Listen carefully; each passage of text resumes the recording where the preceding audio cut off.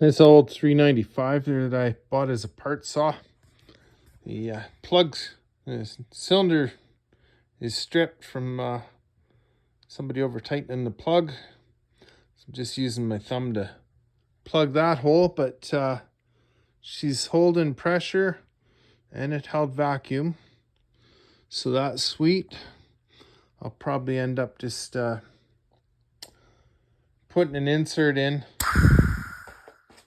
there because I'd rather have the OEM cylinder than a aftermarket one. So we'll see what happens. Have a good one.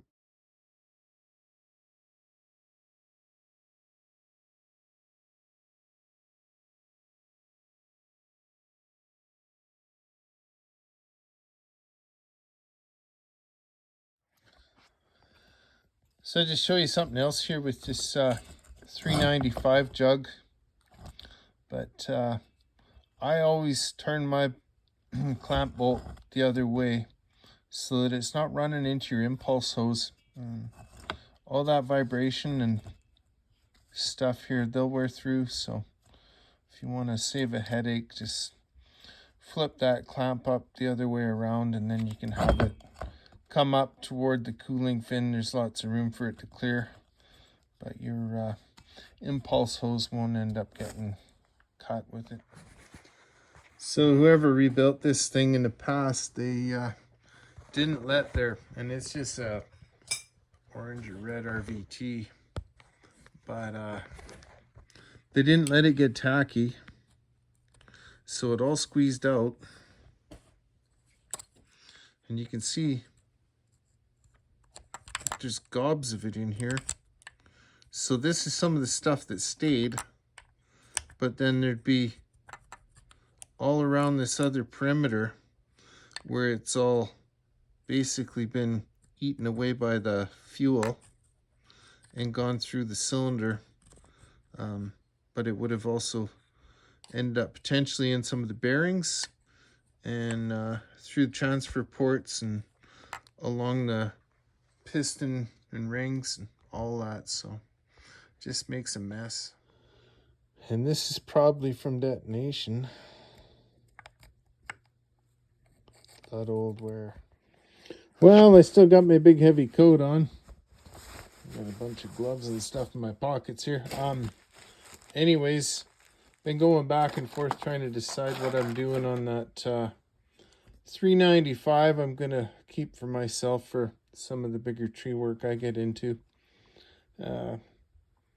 Base gasket in it was about 30 thou, and with no base gasket I was getting a squish of about 30 thou, so it's pretty excessive. I don't know how it was running, but with 60 thou squish it really wouldn't have been a stellar performer. And then the closer I looked at it, the worse it got.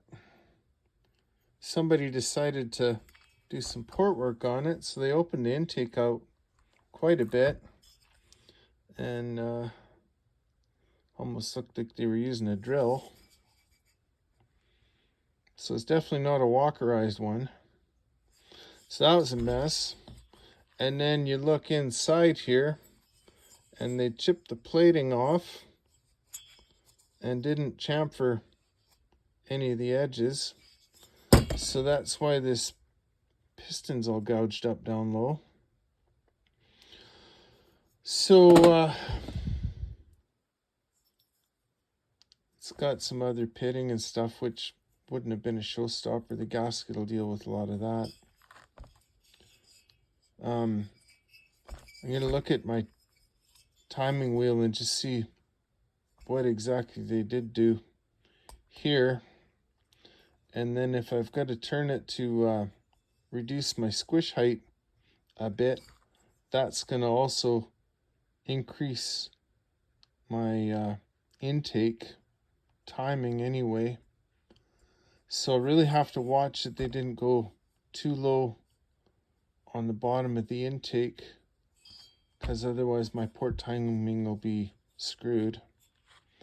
So yeah, we'll see what it is. I I did look at this other aftermarket cylinder, and it's squished with no base gasket. It's about 24 thou. But my usual concern with these things is just what quality the plating is. I can adjust all the other stuff. That's what I do. So I'm still kind of leaning toward the OEM one here, but the big factor is going to be just what exactly happened on this intake. So we'll keep you posted.